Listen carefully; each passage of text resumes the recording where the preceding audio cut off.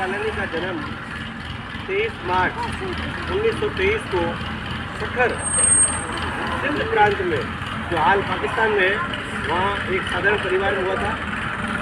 उनके माता का नाम सुमन जी कालानी था, उनके पिताजी का नाम सुमन जी कालानी था और उनकी माता का नाम जेठीबाई था। वो बाल्य काल से ही बहुत तेजस्वी थे, पढ़ाई में बहुत होशियार थे।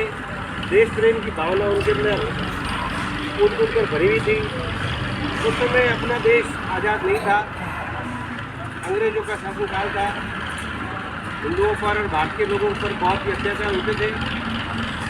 तो उस समय से उनके दिमाग में ऐसा आता था कि हमारे ऊपर इतने अत्याचार होना चाहिए और हमारा देश आज़ाद होना चाहिए। तो उसी समय पे 9 अगस्त 1942 को महात्मा गांधी ने भारत छोड़ो आंदोलन की शुरुआत की थी।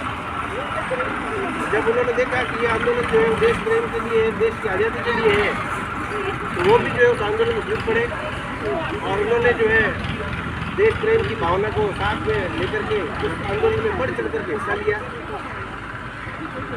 और उन्हीं दिनों की बात है, जब वो उस आंदोलन से जुड़े हुए थे, तब उनको कुछ सूचना मिली कि एक अंग्रेजों की सेना की जो है ट्रेन है, जो बड़े हथियार लेकर के सखर से गुजरने वाली है, रोहिणी की तरफ जाएगी और वो हथियार सारे इस आंदोलन को दबाने के लिए, देश प्रेम की भावना को खत्म करने के लिए यूज लिए जाएंगे।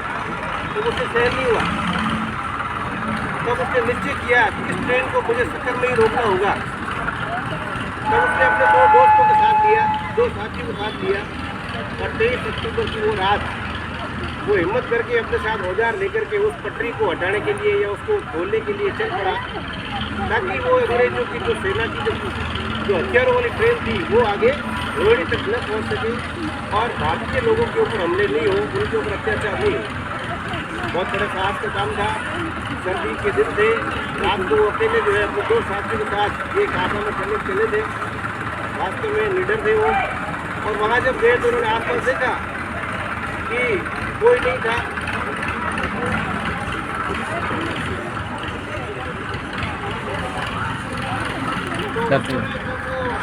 उन्होंने देखा आसपास कोई नहीं है, तब उन्होंने इस काम को अंजाम देने का प्रयास किया, कोशिश की।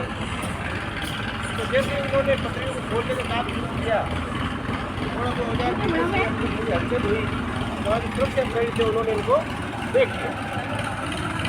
जब वो उनकी तरफ बढ़े तो दोनों साथी उनको वहाँ से भाग निकले, अपनी जान बचा करके उन दोनों को भाग गए। लेकिन हेमू कालानी जो है वो अड़िग रहे, कह रहे मुझे करना है। तो पुलिस वालों ने उनको पकड़ लिया और उनको जाकर के जेल में डाल दिया। उनको जेल में बहुत यातनाएँ दी गई। उनसे पूछा गया कि आपकी क्या प्लानिंग थी, क्या करना चाह रहे थे, क्या मकसद है आपका, आपके साथ कौन कौन था। लेकिन उस वीर ने अपनी जबान नहीं खोली, कुछ भी उनको नहीं बताया। वो यातनाएँ सहते गए, लेकिन उन्होंने अपने बारे में या अपने साथ कौन था या क्या प्लानिंग है उसके बारे में उन्होंने कुछ नहीं बताया।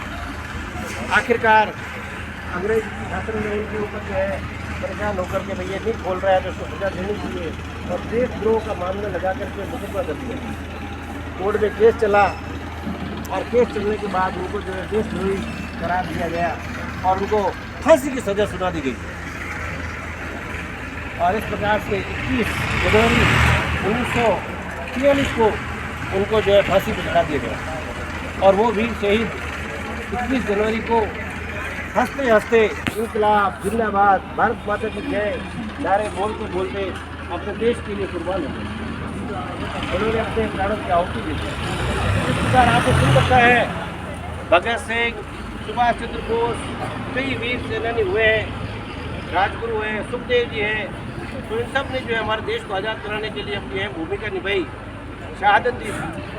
ठीक उसी प्रकार से हेमू कालानी ने भी अपना जीवन इस देश के लिए समर्पित किया, हंसते हंसते जान दे दी।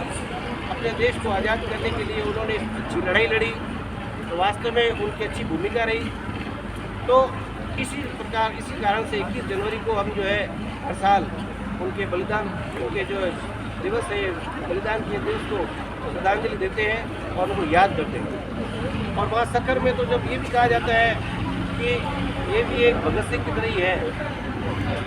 वहाँ पे उनको जो है भगत सिंह का नाम दिया गया था कि ये भी जो है भगत सिंह कम नहीं है, उन्होंने भी जो है फांसी पे लटक करके अपनी जान दी थी देश के लिए और इन्होंने भी अपना बलिदान दिया। तो हम उनको 21 जनवरी को हम हमेशा याद करते हैं, उनके बलिदान दिवस के रूप में मनाते हैं और उनको हम सब भावभीनी श्रद्धांजलि देते हैं। जय हिंद। तो मैं आपको यही कहूँगा